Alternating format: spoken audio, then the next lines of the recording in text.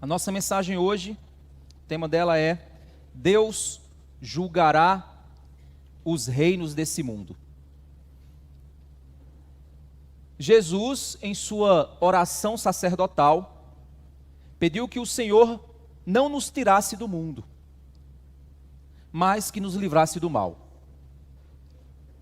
Pois nós estamos no mundo, Jesus disse, mas nós não somos desse mundo. Por esse motivo, nós precisamos compreender que estamos em uma condição de peregrinos. Somos passageiros nesse mundo. E apesar disso, apesar de sermos cidadãos da Babilônia, pois estamos exilados nesse mundo, aqui nós somos chamados, assim como o povo de Israel na Babilônia foi chamado, para dar testemunho do verdadeiro rei que reina sobre tudo. O livro de Daniel, ele possui essa grande lição. Uma lição para nós nos dias de hoje. A lição de que a nossa missão não é construir nossos reinos pessoais. Não é usar a nossa vida para realizar os nossos sonhos. Não é ter nesse mundo todos os prazeres possíveis e impossíveis. Mas o nosso alvo nesse mundo é vivermos para a glória de Deus. É manifestarmos que o Rei dos Reis é quem reina sobre tudo. Ele é quem reina sobre a nossa vida. Para a gente poder compreender o contexto do livro de Daniel, vamos relembrar algumas coisas para a gente entender o que nós vamos trabalhar hoje dentro do contexto do que o livro nos apresenta. O livro de Daniel, ele, nesse livro, nesse ponto agora da narrativa, ele terminou a exposição de toda a narrativa acerca da dominação dos reinos sobre o povo exilado de Deus. E como os fiéis se tornam instrumentos da proclamação e juízo de Deus sobre os reinos desse mundo.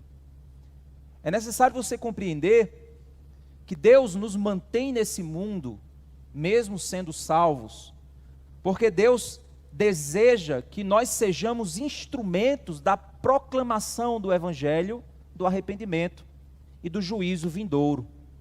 Essa é a nossa missão aqui.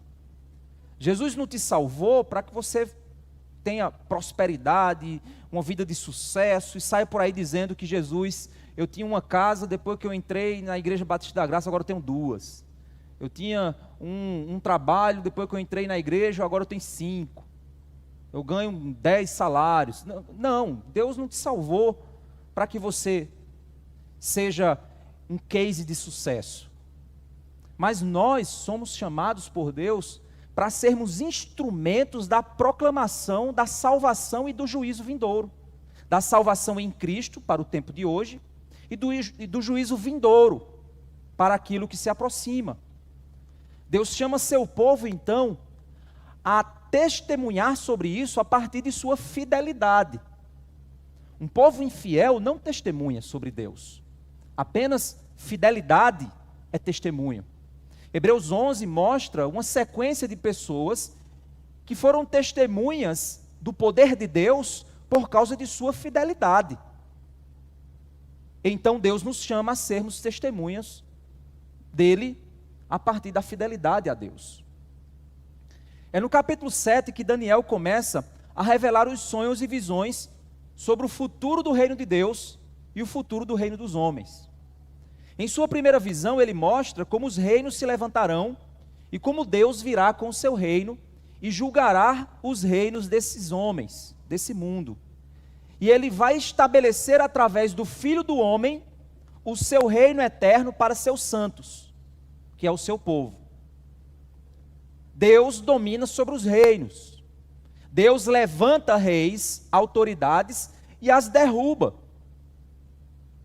Deus trará o seu reino para juízo dos povos e salvação dos fiéis. Deus sempre humilha os arrogantes reis humanos. Deus salva os perseguidos fiéis. Deus salva o seu povo. Agora nós estamos caminhando para ver a profecia que diz que se levantará o arrogante dos arrogantes, o rei que se achará ser o próprio Deus. Ele arrogará para si a divindade. Agora, nós vemos Daniel perturbado com a visão a respeito do quarto reino, que era um animal medonho, estranho, uma mistura de vários animais.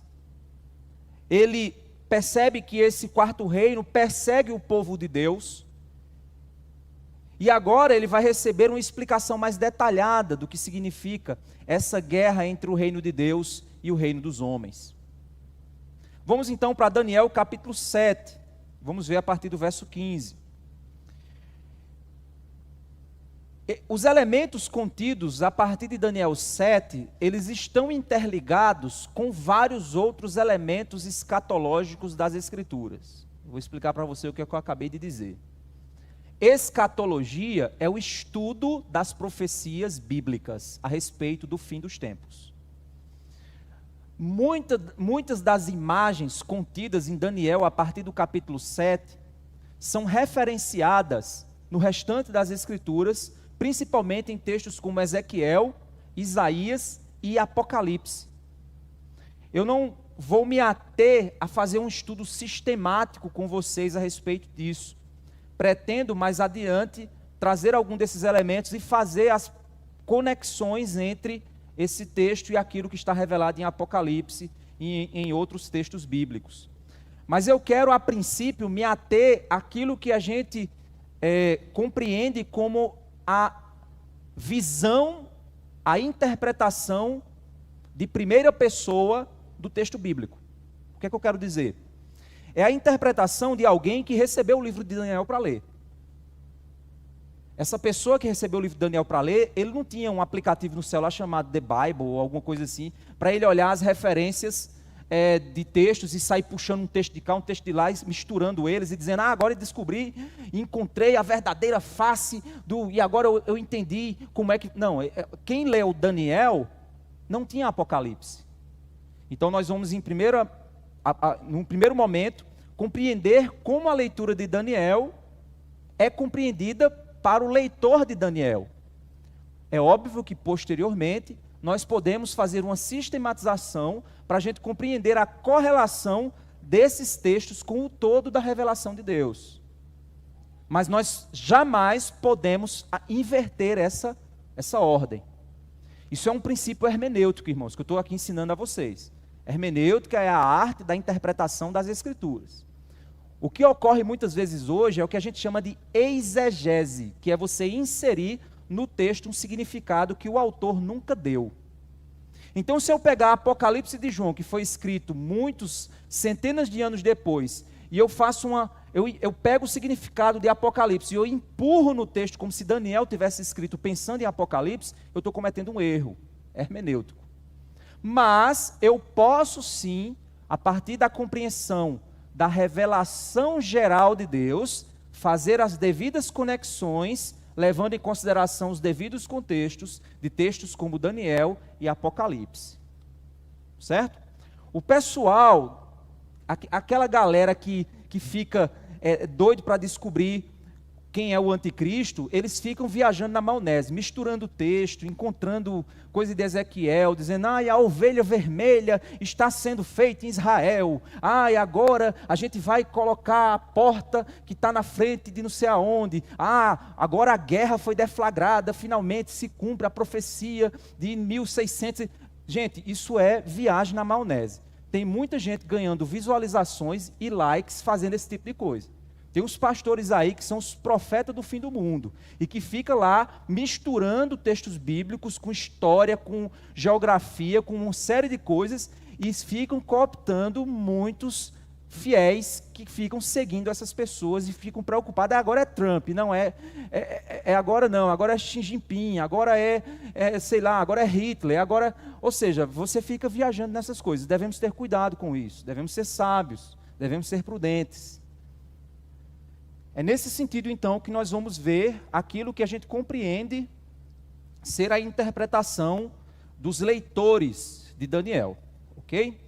Então, Daniel capítulo 7, a partir do verso 15. Nós vimos do verso 1 ao verso 14, que foi dada a visão geral sobre os 4 animais e o quinto reino, e o quinto reino que se levanta para julgar o 4º animal e estabelecer o reino eterno.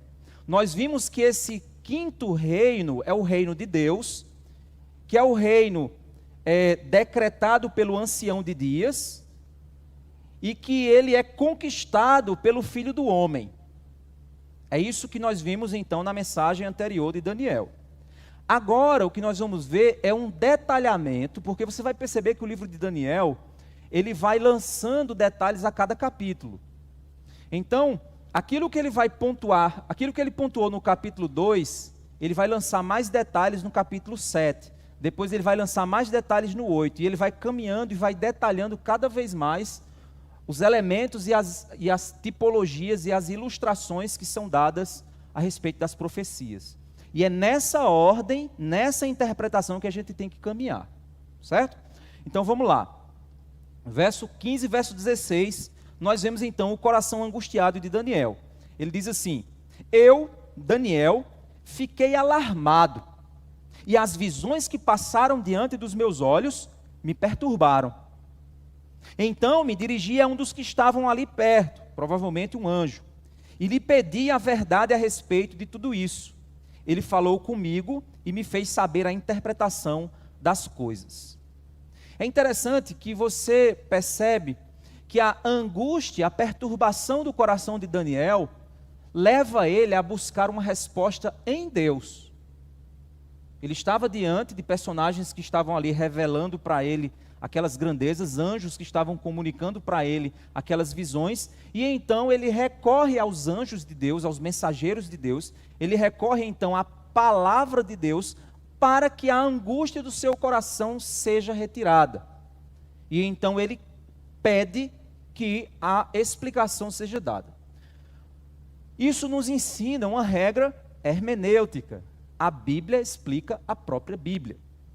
Cuidado com pessoas que, para explicar tipologias bíblicas ou símbolos apocalípticos, o que é que ele faz? Ele recorre a elementos externos, afirmando que esses elementos externos são interpretações do que o texto está dizendo. Se o texto está dizendo que é um leopardo, é um leopardo.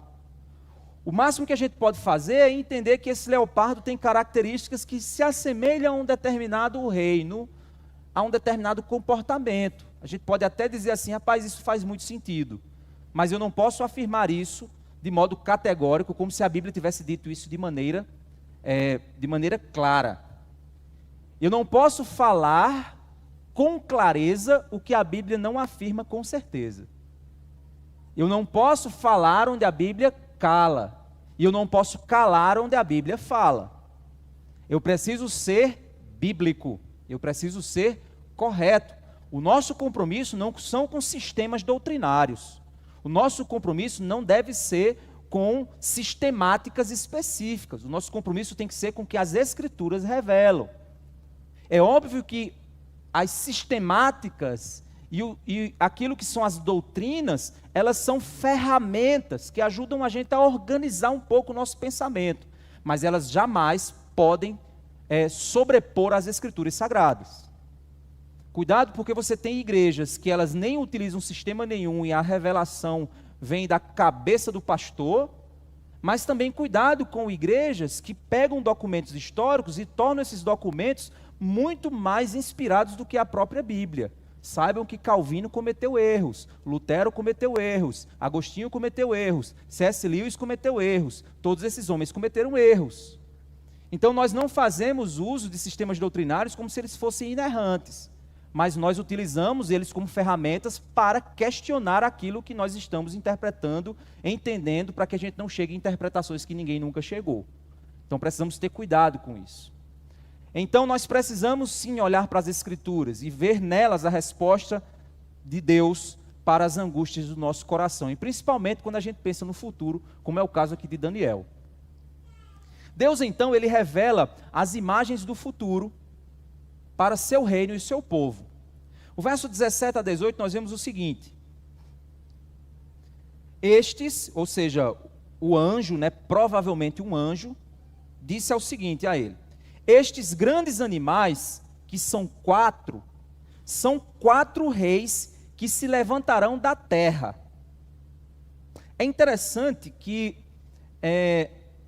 quando nós observamos no início do capítulo 7, ele diz que são 4 reinos, mas aqui ele diz que são 4 reis. Ele mescla a ideia de rei com a ideia de reino. Olha só o que ele vai dizer aqui. Esses grandes animais que são 4 reis que se levantarão sobre a terra, mas os santos do Altíssimo receberão o reino e possuirão para todo sempre, de eternidade em eternidade. Isso é um princípio importante, porque que ele mescla a ideia de rei e a ideia de reino? Porque todo rei é representante de um reino. Todo reino é representado por um rei. Então, o caráter do rei é refletido no reino. E o caráter do reino é refletido no rei. O súdito, ele é como o seu senhor, deve ser como o seu rei. Ele deve refletir o caráter do seu rei. Vocês lembram de uma parábola sobre o perdão? Quando o rei perdoa um que devia muito dinheiro, e quando aquele que devia muito dinheiro sai, ele não perdoa o seu amigo. E o rei se revolta com isso. E aí você diz: oxi, o que esse rei tem a ver com isso? Porque o rei, ele se preocupa que os valores que ele carrega sejam vivenciados pelos seus súditos.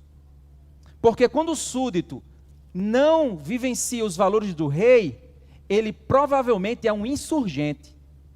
É alguém que vai provocar rebelião naquele reino. E segundo o reino de Deus, quem não tem os valores do reino de Deus, não pertence ao reino de Deus. Então o reino de Deus não é feito por pessoas que duvidam de Deus. O reino de Deus é feito por pessoas que compreendem os valores do reino. O Sermão do Monte está aí para nos ensinar isso.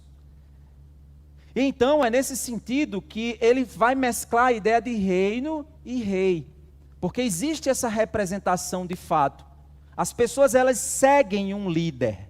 E elas seguem um líder que tem valores que elas acreditam. E é por isso, então, esse é o princípio mais básico de uma liderança. Você não segue um líder só porque ele está no cargo. Você segue o líder porque os valores que ele tem influenciam você. E aí você segue aquele líder. De alguma forma você está admirado e seguindo aquele a quem você considera como líder. É nessa perspectiva, então, que ele começa a explicar sobre esses 4 reis que se levantarão sobre a terra. No verso 18, ele então vai dizer: mas os santos do Altíssimo receberão o reino e o possuirão para todo sempre, de eternidade a eternidade. Então, 4 reis se levantarão sobre a terra e um 5º reino surgirá. Esse 5º reino que surgirá será o reino do Altíssimo, onde os súditos do Altíssimo serão aqueles que possuirão esse reino para todo sempre. É importante lembrar que nós já tivemos a visão de 4 reinos revelados para Nabucodonosor no capítulo 2. Vocês lembram que da estátua é exatamente a revelação de 4 reinos e de um 5º reino que destrói os 4. É aquela mesma imagem. O objetivo daquele capítulo, do capítulo 2, era revelar ao rei mais poderoso da época que sua posição, poder e grandeza era nada mais, nada menos que os propósitos de Deus, que era o verdadeiro rei dominador da história. O capítulo 2, o objetivo ali era revelar a Nabucodonosor que ele só estava ali porque Deus deixou. Porque Deus pôs ele lá. Então Deus revelou para ele que o reino dele dependia de Deus. Porque Deus estava trabalhando no coração de Nabucodonosor e posteriormente Nabucodonosor se converte lá no capítulo seguinte. Aquela nação estava sendo utilizada como meio de castigo diante da infidelidade do povo de Deus que estava agora no exílio. O alvo desse capítulo, do capítulo 2, era falar ao rei, sobre o rei dos reis. Agora, o objetivo deste capítulo é falar sobre os 4 reinos e o 5º rei, mas falar para o povo de Deus. É um texto voltado para o público fiel, para que esse público fiel se prepare para o futuro. Então é como se Deus tivesse dado um sonho a Trump, e Trump procurou Daniel para interpretar. E Deus estava dizendo a Trump que ele só estava naquela posição porque Deus havia colocado ele ali, mas Deus poderia tirá-lo de lá. E um dia ele iria sair, porque o reino dele ia passar. Deus estava comunicando ao governo humano que ele é o rei. Agora, Deus está comunicando ao seu povo: preparem-se, pois haverá perseguição. Preparem-se para o futuro. Esse é o foco, então, desse capítulo agora. No capítulo 2, a gente tem uma grande estátua, feita de vários materiais. A cabeça era de ouro, que representa, aqui na visão desse capítulo, o primeiro animal como sendo um leão com asas. E que a gente entendeu historicamente e biblicamente também, porque esse reino, ele é dito biblicamente que ele é o reino da Babilônia. O reino da Babilônia é a cabeça de ouro. Nabucodonosor ficou se achando, disse: eu sou a cabeça de ouro, eu sou o cara. E depois Deus mostrou para ele que ele não era nada, depois que ele enlouqueceu. O peito e o braço era de prata, que refere-se ao segundo animal, que é um urso, na visão de Daniel nesse capítulo. Que a gente entendeu que era o reino da sequência, o reino Medo-Persa. Depois você tem o ventre e os quadris, de bronze, que refere-se nesse capítulo ao terceiro animal como sendo um leopardo, que seria o reino da Grécia. E Alexandre o Grande, que seria aquele rei que iria avançar com grande velocidade e dominar uma grande quantidade de território. Aí a gente já se apega a questões históricas, questões que fazem sentido, mas não é o que o texto está afirmando que era a Grécia. Mas faz sentido você compreender dessa forma. As pernas, então, eram de ferro, e os pés eram de ferro misturado com barro. O quarto animal é chamado de o animal terrível. É um animal que não tem uma forma certa. Ele é como um monstro. Ele assusta Daniel, ele é como um monstro. E esse animal terrível tem 10 chifres, que são 10 reinos. Depois, 3 dos 10 chifres são derrubados por um chifre menor que se levanta, e o chifre tem olhos. Imagina, eu acho que Daniel ficou com pesadelo. Se você já teve pesadelo, você tem que entender o que é que Daniel estava sentindo. Esse reino, esse pequeno chifre de olhos, ele tem uma característica, que o governo dele é o governo da arrogância e da blasfêmia contra Deus. Ele é o cara que se acha, ele é o cara que diz assim: eu sou o cara. É tão interessante, irmãos, eu não estou dizendo que, pelo amor de Deus, eu não estou dizendo que isso é Trump não, viu? Eu não quero uma magnetística em mim não. Mas é tão interessante que essa semana eles estavam falando sobre o aperto de mão de Trump. Deixa eu ver aqui, vem cá, Alberto, mostrar o aperto de mão de Trump. Trump, quando vai apertar a mão, o pessoal percebeu que ele faz isso, ó. Ele faz isso. Aí bota a mão em cima e olha para a cara do cara. É tão interessante. Obrigado, Alberto. Você é um... Sei que você se assustou com o meu puxão, mas os líderes mundiais se assustam também quando Trump faz isso. É tão interessante que o pessoal fala do aperto de mão dele. O aperto de mão dele é para mostrar que ele... Eu sou o cara. Minha bomba é maior do que a sua. Né? Essa... E a gente vê que parece que é esse espírito que se tem no mundo hoje. Esse espírito de arrogância, de poder, de demonstração. Você vê ali que, por exemplo, quando a China vai fazer aquele momento militar, você vê que eles passam na Praça da Paz Celestial com mísseis imensos e aqueles soldados todos lá marchando exatamente na mesma posição, que é o maior exército do mundo em termos numéricos, demonstrando o seu poder, e uma foto do cara lá atrás, e uma foto imensa dele, com uma cara assim, uma cara assustadora. Você já deve ter percebido isso. É interessante que os reinos hoje, eles se apoiam exatamente nessa arrogância. Eu não estou dizendo que algum desses governantes é o chifre pequeno, mas eu quero que você entenda que existe um padrão que está se estabelecendo no mundo, de tal forma que o mundo, quando receber esse líder, o mundo já vai estar todo amaciadozinho para dizer, esse cara é gente boa demais. É isso que vai acontecer. E esse quarto animal, que é esse reino arrogante, ele começa com o reino de Roma. E a gente já viu na mensagem anterior que uma das características do Império Romano era aquilo que eles promulgavam como a Pax Romana. O que é a Pax Romana? É a ideologia romana de que eles vão trazer paz para o mundo por meio da força.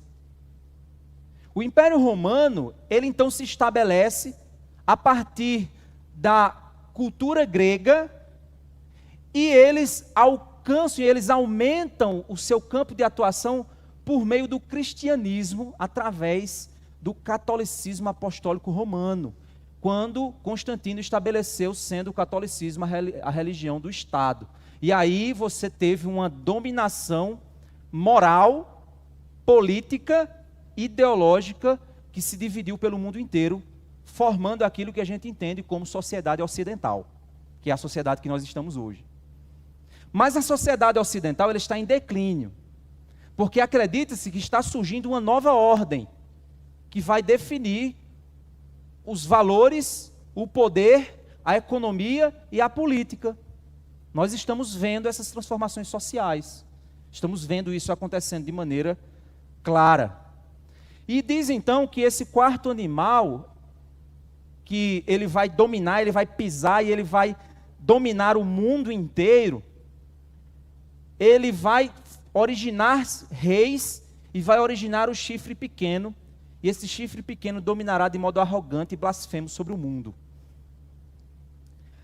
Até que o Filho do Homem virá para vingar o seu povo, julgar o chifre pequeno e todos os seguidores do chifre pequeno. Lá na estátua é dito que os pés de barro, juntamente com ferro, ele que tem 10 dedos, olha que interessante, 10 dedos, né? Ele tem 10 dedos. Ele não tinha 9 não, tinha 10, viu? Quem tem 9 é outra pessoa. Tinha 10 dedos nos pés.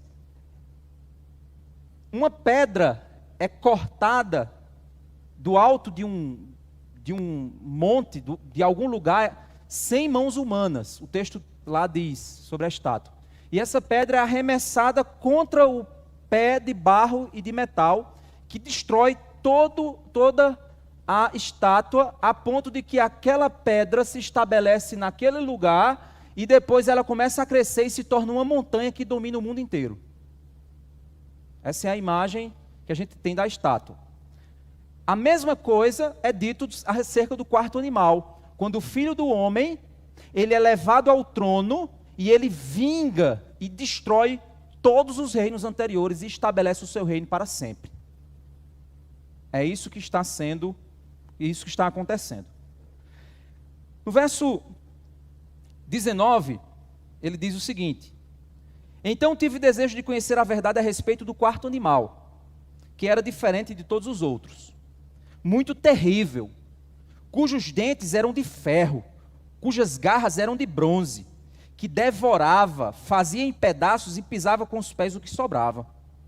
Também quis saber a respeito dos 10 chifres que ele tinha na cabeça e do outro chifre que subiu, diante do qual caíram 3, ou seja, aquele chifre que tinha olhos e uma boca que falava com arrogância e que parecia mais forte do que os outros chifres.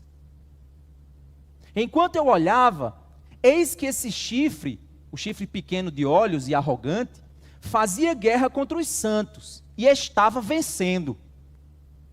Ele estava vencendo. O povo de Deus estava sofrendo, estava sendo perseguido, e ele estava vencendo. Verso 22. Até que veio o ancião de dias e fez justiça aos santos do Altíssimo, e veio o tempo em que os santos possuíram o reino.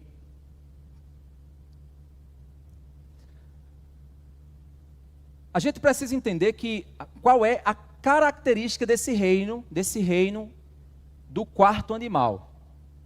É um reino diferente que dominará toda a terra. Ele é um reino diferente dos outros. Isso é tão interessante, irmãos, que isso aqui, algumas dessas coisas que eu estou falando são análises e inferências que a gente vê a partir do que a gente entende do mundo de hoje, né? Mas até o Império Romano, muito do mundo vivia a partir de governantes que eram absolutos, que eram reis. A partir do Império Romano, começou-se uma transição até que a modernidade, quando chegou, se implementou de maneira muito clara o modelo democrático, que é o modelo que a gente tem há algumas centenas de anos aí funcionando no mundo. O modelo democrático, ele é um modelo que descentraliza o poder. Ele é um modelo que, se você chegasse para alguém, imagine que você pega uma máquina do tempo, você volta lá para a época de Jesus e diz, olha, um dia haverá um sistema de governo que a pessoa mais humilde vai poder decidir quem é o seu rei. Tá doido decidir quem é o rei? O cara mais humilde. Eles são analfabetos, eles não têm capacidade. Não, esse povo não vai saber decidir nada, não. Não, mas isso vai existir, o nome é democracia. Democracia, que conversa é essa?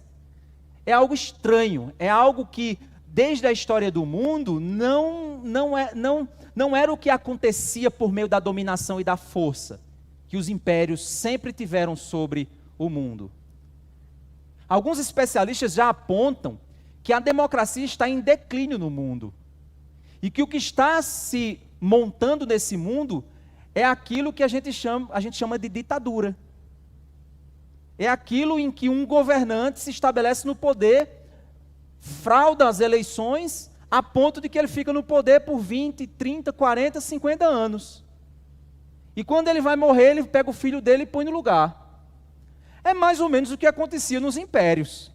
A diferença é que agora a desculpa é que é a democracia. A desculpa é essa. Mas você vê que o que ele afirma no verso 23, ele diz, o quarto animal será um quarto reino da terra, que será diferente de todos os outros reinos. Ele é diferente. Ele não funciona com a mesma estrutura dos reinos anteriores, onde você tinha um rei absoluto, representante de Deus, e um povo completamente submisso. Não, ele é diferente. Esse reino, ele funciona de modo diferente. Ele tem características estranhas. Ele devorará toda a terra, e a pisará com os pés, e fará em pedaços. Ele vai dominar. O que o texto está dizendo não é que ele é um reino de violência que vai dominar, ele é um reino que vai destruir tudo aquilo que se entende pelo passado. Ele vai tornar em ruínas o passado e vai reconstruir um modelo em cima das cinzas do passado. Poucos países hoje ainda têm príncipes e princesas, rainhas e reis. Pouquíssimos países ainda têm. E eles são, na realidade, figuras decorativas. Eles são apenas aquela para tirar foto e dizer, nosso país tem um rei. O nosso país tem uma rainha. Na realidade, quem comanda é quem está dentro do sistema político, econômico e democrático ou pseudo-democrático. Mas é quem domina a realidade. Não são os reis que dominam, no fim das contas. E então ele reconstrói tudo isso a partir dos escombros do passado. O verso 24 diz que os 10 chifres correspondem a 10 reis que se levantarão daquele reino. É interessante que é a partir desse sistema que novos reis são estabelecidos e dominam. 10 reis, 10 grandes, poderosas nações se estabelecem a partir daquele quarto reino estranho que se levantou sobre a terra. É isso que a gente chama de, por exemplo, se você contar G7, G8, G10, G20, ONU, esses órgãos, OTAN, esses órgãos na realidade são alianças de reinos, alianças de países democráticos, são alianças que se faz entre impérios, entre nações. E então ele especifica que 10 chifres, 10 poderosos se levantam a partir daquele sistema que foi estabelecido. Depois deles se levantará outro rei, que será diferente dos primeiros. Então esse novo rei, ele não vai seguir o modelo democrático dos outros. Ou ele não vai seguir a filosofia de dominação que os outros reis tinham. Então olha só, o quarto animal é uma filosofia de governo estranha a todas as anteriores. Essa filosofia de governo vai levantar 10 poderosos, 10 nações, 10 economias, 10 países. E esses 10 poderosos, eles vão levantar um outro estranho ao sistema dos 10. Mas esse outro que se levantará, ele é diferente dos primeiros, mas ele derrota 3. Ele derruba 3 daqueles 10 chifres. Nós não sabemos se ele faz isso porque os 3 apoiam ele, torna ele rei deles. A Bíblia não apontua isso. Não sabe-se também se ele derruba por guerra os 3 e assume a posição e os outros 7 apoiam com medo. Mas o que a gente tem aqui é que a ética desse reino é uma ética de alianças e guerras internas, de redistribuição do poder. O verso 25 mostra que esse reino, ele tem inimigos. E os inimigos desse reino, no verso 25 diz quem são. Ele falará contra o Altíssimo. A primeira característica desse rei arrogante, esse chifre pequeno, a principal característica dele é que ele fala contra o Altíssimo. Não se enganem, muita gente matou em nome de Deus, mas não era por Deus. Deus não mandou. Muita gente fez barbaridades em nome de Deus, mas não era Deus mandando.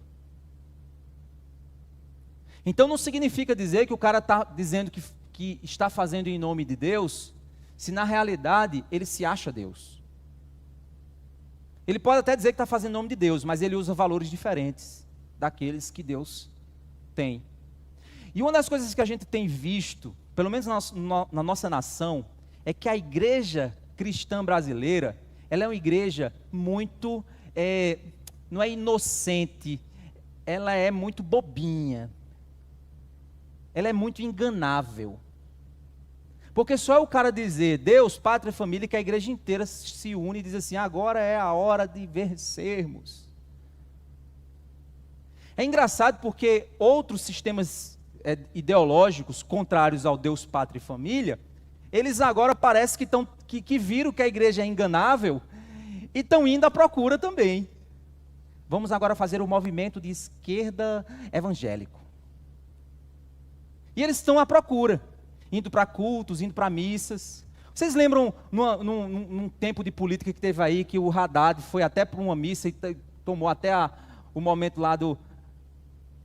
Há quantos anos que ele tinha ido, mas agora ele estava lá. Você já percebeu que a igreja, ela é extremamente ingênua, achei a palavra, ingênua. Mas essa ingenuidade, ela se dá, em primeiro lugar, pelo desconhecimento bíblico. Em segundo lugar, pelo descomprometimento com o Altíssimo.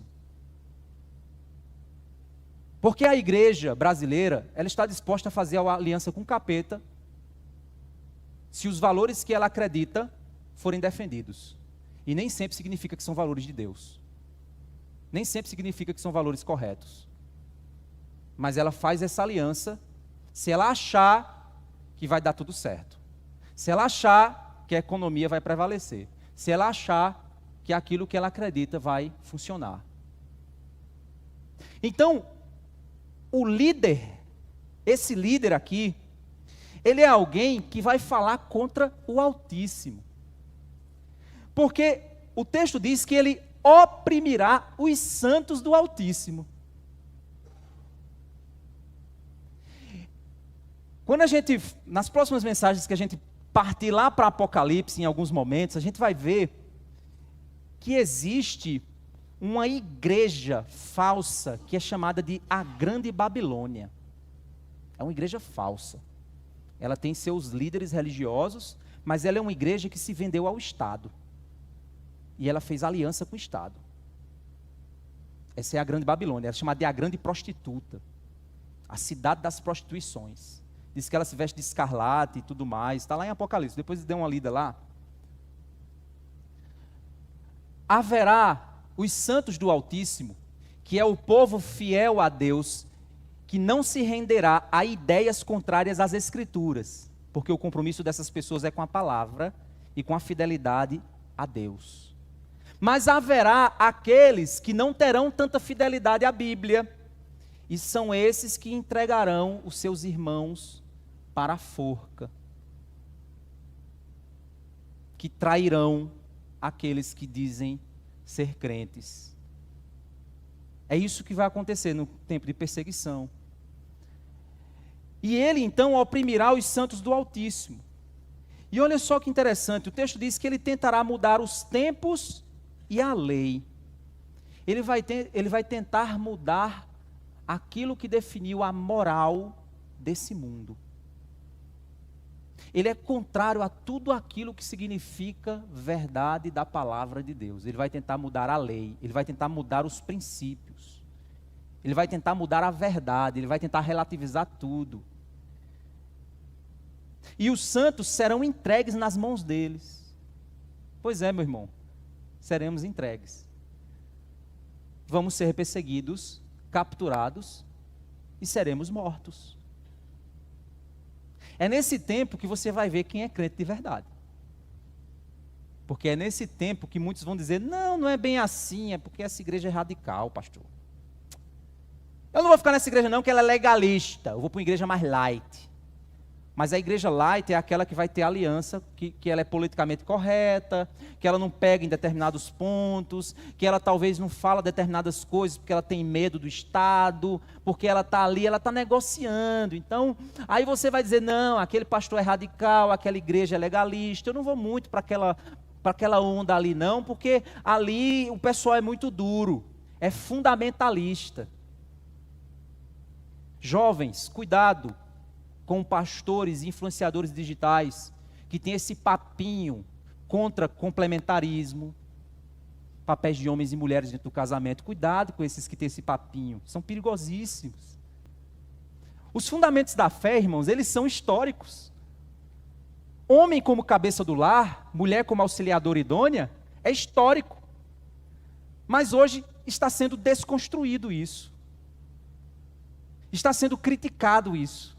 Não, mas é por causa do abuso no casamento, tem maridos que são abusivos. Ah, meu amigo, marido abusivo você trata com cadeia.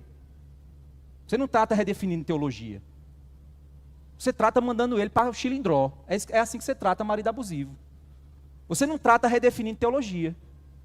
Então cuidado com esses caras que parecem ser os arautos da verdade, mas eles estão na realidade definindo padrões históricos. Padrões que nos conduziram como igreja durante milênios. E eles lentamente vão corroendo, porque o liberalismo teológico é um câncer. Ele corrói ponto a ponto. Ele vai raspando lentamente os fundamentos, até que a igreja se perde completamente. Cuidado com isso.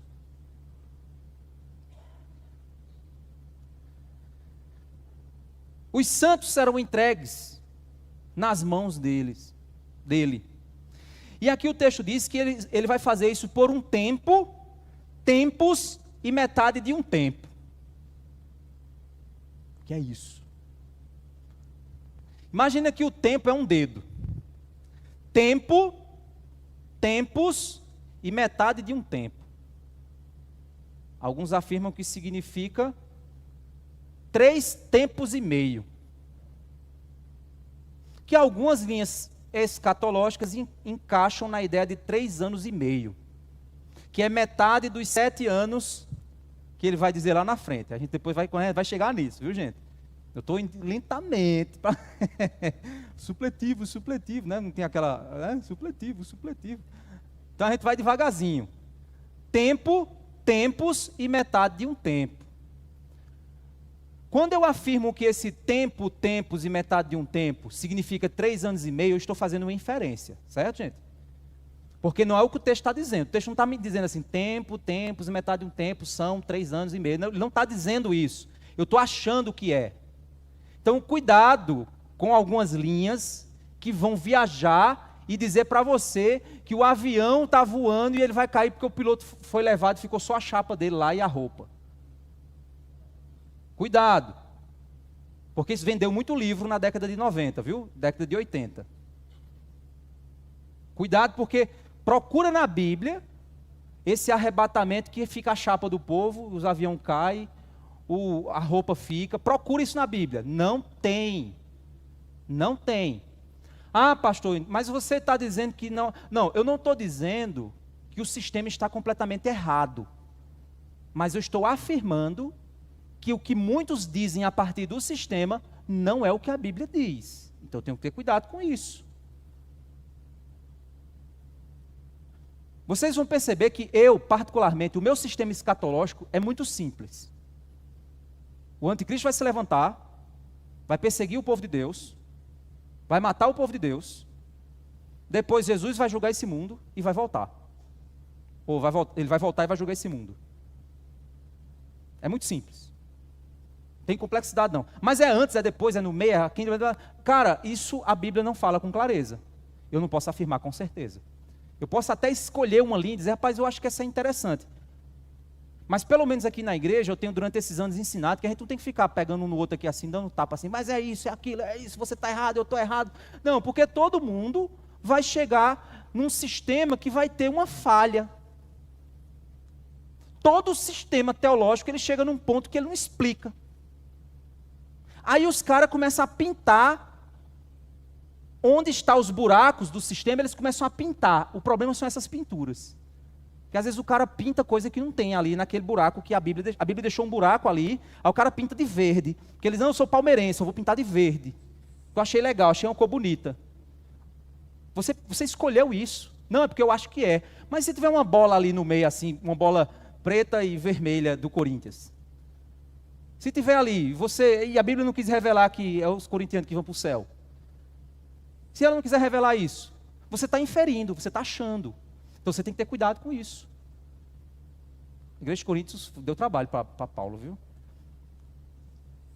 Irmãos, a gente precisa entender o seguinte. O que o texto está nos afirmando é que haverá um tempo determinado. Deus, ele determina até os segundos da dominação e da perseguição do seu povo. O que ele está dizendo aqui não é para você ficar tentando encontrar o número.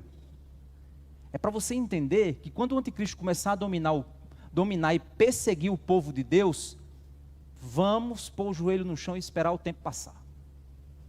Porque ele vai ter um tempo determinado por Deus. Imagina que tu chegou agora em casa e quando menos espera, tu liga a televisão, tem um grande líder mundial dizendo assim, olha, eu vim trazer a paz para o mundo, e esse negócio de cristianismo, isso é coisa radical, os cristãos são todos radicais, é um povo perigoso, é um povo ultradireita, radical, extremista, e vamos ter que anular e destruir, queimar tudo quanto for de Bíblia, fechar tudo quanto for de igreja, porque esse povo é perigosíssimo. Imagina que você chegou em casa e ouviu isso, depois desse culto. Você diz, meu Deus, o pastor acabou de pregar isso. Pode ter certeza, meu irmão, ativa o teu relógio, pá! Porque esse cara tem os dias contados. Porque o nosso Deus é quem reina. Então se tu puder, eu estava brincando uma vez com os irmãos, né? A gente fez um grupo aí de bicicleta, aí eu digo, pronto, a gente vai ser os cangaceiros de Jesus. Quando o anticristo dominar, a gente pega as bicicletas e se mete para dentro do mato, e vamos fugir, pega as famílias, né, dá a bicicleta a cada um dos meninos, e se mete para dentro do mato, para fugir, e escapar. Se a gente conseguir escapar durante um tempo, tempos e metade de um tempo, tá bom. O negócio é a gente descobrir quanto é esse tempo, e tempos e metade de um tempo. Porque se for 10, né, 10 vai ser 35. Aí, meu amigo, é tempo que só. Mas pode ter certeza, Deus está no controle. Deus está no controle. O ChatGPT pode estar copiando essa minha mensagem, dizendo assim, olha, quando a gente dominar, a gente vai ter que pensar em pegar a bicicleta do povo. Porque esse cara está com um plano aí muito diferente. O verso 27 mostra o reino de Deus sendo plenamente estabelecido. O verso 26. Mas depois será instalada a sessão do tribunal. Meu amigo, quando Deus disser assim, está aberta a sessão. Meu amigo, pega as bicicletas e joga para cima, comemorando. Porque foi estabelecido, agora acabou para esse cara. O Supremo Tribunal Eterno se levantou para julgar. Acabou, meu camarada. Não tem mais alternativa, não tem mais nem para quem você recorrer. Porque é o soberano, é o ancião de dias, é o todo-poderoso. Ele agora decretou que o fim vai acontecer. Será instalada a sessão do tribunal para lhe tirar o domínio. O bicho vai ficar... que ódio! Acabou para você, meu camarada. Será tirado o domínio para o destruir e o consumir até o fim. Se ficar fio de cabelo dele, Deus ainda vai dizer, queima. Não vai sobrar nada. Não vai sobrar absolutamente nada daquilo que produz dor, que produz angústia, que produz tristeza, que produz maldade nesse mundo. Não vai sobrar absolutamente nada. E o texto diz que nem das primeiras coisas nos lembraremos. Verso 27. O reino, o domínio, a majestade dos reinos debaixo do céu, ou seja, tudo que é o mais glorioso, mais belo, mais majestoso, mais grandioso, tudo que todos os reinos desse mundo representam, serão dados ao povo de Deus. Lembra lá que os mansos herdarão a terra? Não é os guerreiros não, que Brasil é de Jesus. Não são esses não, são os mansos. Os que confiam no tempo de Deus, no modo de Deus, na batalha de Deus. Serão dados ao povo dos santos do Altíssimo. O seu reino será um reino eterno, e todos os domínios o servirão e lhe obedecerão. Daniel diz no verso 28, aqui termina a explicação. Quanto a mim, Daniel, os meus pensamentos muito me perturbaram, e o meu rosto se empalideceu. Ele ficou angustiado com isso. Mas guardei estas coisas em meu coração. Meu irmão, guarde isso no seu coração. Eu não sei quando isso acontecerá. Pode ser que a gente parta desse mundo, a gente está comprando esse terreno lateral, Deus permitir a gente compra mais. Vai deixar uma igreja bem bonita para o anticristo assumir. Só que quando ele for querer botar a placa dele ali na frente, que a gente até vai fazer uma placa, irmão, depois eu vou passar o orçamento para a gente se juntar e comprar. Mas ele vai arrancar a placa e vai botar a imagem dele na frente. Eu creio que se nós fizermos o trabalho correto na Batista da Graça, quando o anticristo bater na porta para tirar aquela placa e botar a imagem dele, os nossos filhos e netos vão estar aqui e vão levantar um clamor e dizer, aqui não. E o mais triste é que eles serão perseguidos e mortos. Mas eles estarão no reino eterno de Deus. Se nós fizermos um trabalho certo, essa igreja vai durar 10, 20, 30, 40, 50 anos. Essa comunidade aqui. Se nós fizermos o trabalho certo. Por isso que às vezes eu fico com raiva, até às vezes exagero em algumas falas minhas, irmãos. Porque surge uma revolta de João Batista dentro de mim. Que aí eu deveria usar raça de víboras, que é bíblico, né? Mas às vezes eu me revolto com a apatia de alguns pais. A alma dos filhos, eles não estão nem aí. Tem pais que eu sei que hoje não vieram para cá porque deve estar numa pizzaria, porque deve estar numa piscina, porque deve ter feito alguma coisa, os filhos estão todos cansados, não vou levar os bichinhos para a igreja. Depois esse bichinho cresce, se revolta e diz, o que foi que aconteceu? Isso me revolta, porque algo pode ser feito agora. Eu quando vejo essas crianças aqui, eu vejo almas eternas aqui. Almas que não têm culpa de ter nascido em algumas casas. de alguns pais irresponsáveis. E agora, como diretor na escola, eu vejo que o buraco é mais embaixo ainda. Isso me revolta. Eu não sou um pai perfeito não, mas eu luto para ver se eu, pelo menos alimentando direito eu estou, porque olha o tamanho dos meninos, estão ficando tudo gigante. Mas eu luto, como eu sei que muitos pais aqui lutam, mas às vezes eu vejo apatia, irresponsabilidade e inconsequência, e nós precisamos compreender, irmãos, que esse mundo vai perseguir o povo de Deus, e só quem entendeu a mensagem do Evangelho é que vai permanecer, vai morrer por sua fé, e vai herdar o reino eterno de Deus. Essa é a verdade. Não tem como você escapar disso. E o que esse texto está aqui dizendo para você, não é para você ficar preocupado, nem para você ficar com medo, é para você ficar em alerta. É para você guardar no seu coração. E quando isso acontecer, saiba. Hoje eu vejo gente, irmãos, o nosso país está passando por um tempo difícil. É um tempo tenebroso, irmãos. O nosso Brasil está experimentando o fruto de toda a sua corrupção, toda a sua cultura perdida, cultura podre que o nosso Brasil tem. O nosso Brasil é de uma cultura podre. E estamos experimentando o resultado disso. E se não houver arrependimento, vai piorar. E nós estamos numa pestana de problemas sérios. Mas às vezes eu vejo os crentes, no lugar de orar por arrependimento, fica na internet brigando. Pelo amor de Deus, cara. Manifesta a tua opinião política, mas não joga a tua angústia na mão de homens, não. Na mão de ideologias, não. Lança tua raiva e tua revolta nos teus joelhos. Ora por conversão. A gente tem um devocional diário da Consciência Cristã. Essa semana eu estava pregando um devocional, e aí eu estava pegando pesado do devocional, e aí eu fiquei impressionado do comentário de alguns irmãos. A gente precisa de mais mensagens assim. A gente precisa de pastores que falem isso. Eu digo, os pastores estão falando o quê? Os caras não... Por que não estão falando? Porque estão com medo de perder membro. Estão com medo das mídias. Estão com medo. No lugar de pregar a palavra, estão fazendo alianças políticas. E com o rabo preso, irmãos.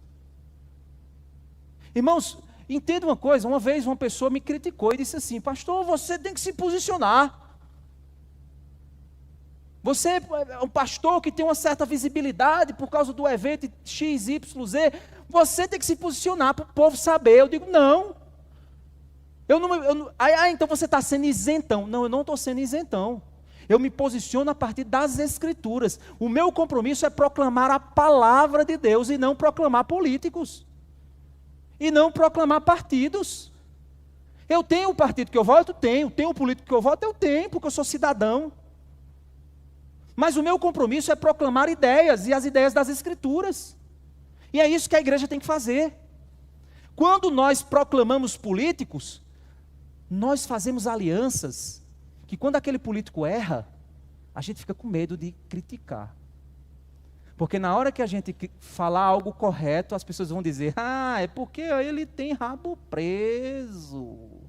Porque o cara declarou apoio. E aí você perde o seu poder profético. Quando eu digo poder profético, não é aquelas loucuras do neopentecostal, não. Eu falo poder profético, é o poder de falar, de profetizar no sentido de expor o pecado da sociedade. Quando aqui na cidade de Campina Grande eu falo contra o São João, porque eu não tenho rabo preso com nenhum candidato. Então eu falo que esse São João aqui é um problema para a nossa cidade. Pergunte a pessoas, a policiais para ver, criminalidade aumenta, os hospitais lotam, acidentes aumentam. Vai à procura do pessoal do SAMU para ver, estupros aumentam, pessoas adoecem. Mas esses números às vezes não são apresentados, porque eles não são bonitos. E aí, se eu tiver aliança com A ou com B, eu não vou não, porque senão fulano vai ficar com raiva de mim. E aí, e a igreja que ele me prometeu dar, o terreno que ele prometeu dele, não vai me dar. Que nada, rapaz. Se a gente quiser comprar, a gente junta dinheiro do povo de Deus e compra. A gente não precisa estar com aliança com ninguém, para depois o cara vir cobrar. Quantas vezes eu já recebi a ligação, pastor, eu posso fazer uma visita na sua igreja? Pode, meu querido. Aí o senhor me dá uma oportunidade de falar lá? Não, meu querido. Vocês já viram algum vindo aqui? Não é porque eu não fui contactado não, viu gente? É porque eu digo, ou então quando o cara não diz, eu digo, olha meu irmão, pode ir sim, mas assim, entenda uma coisa, a gente não dá oportunidade a fazer referência a vocês não, viu? Nunca vieram. Ah, é porque ele é radical. Ah, é porque... Não, irmãos, porque o meu compromisso é com as Escrituras. É com a palavra de Deus. Porque aí quando o povo me ouvir falar, vão dizer assim, aquele cara, o que ele está falando porque ele não tem rabo preso com ninguém. Por isso que ele está falando. Ele está falando porque realmente o histórico do ministério vai mostrar isso. O histórico da igreja vai mostrar isso. Com o passar dos anos, com o passar do tempo. Então preparem-se, porque é essa a realidade. E o que esse texto está nos dizendo é que sim, vai haver alguém contra o povo. O povo será perseguido, mas esse alguém terá um tempo limitado. E nós precisamos nos manter fiéis a Deus, mesmo que a morte seja o resultado. Precisamos permanecer fiéis a Deus. O que nós aprendemos com esse texto, irmãos, é que Deus comunica ao coração angustiado de Daniel como é que o reino dos homens oprimirá o povo de Deus, mas que no fim será julgado e destruído pelo Senhor, para estabelecer o reino eterno, que será dado ao seu povo, ao povo de Deus. Não se preocupe, meu irmão, esse tempo que nós vivemos hoje, ele vai passar. Ele vai passar. Essa semana eu recebi um contato de um amigo que está num determinado país, que está pedindo a Deus para que o regime desse país caia. E o povo, a igreja vem orando há décadas para que isso aconteça. E parece que vai cair. Parece que vai cair. Porque é Deus quem derruba. Os homens acham que dominam, mas é Deus quem domina. Todo mundo acha que tem poder para sempre, mas qualquer poder, qualquer coisa que você tenha, pode ter certeza, meu irmão, é por tempo limitado. Mas o que você construir em Cristo é para sempre.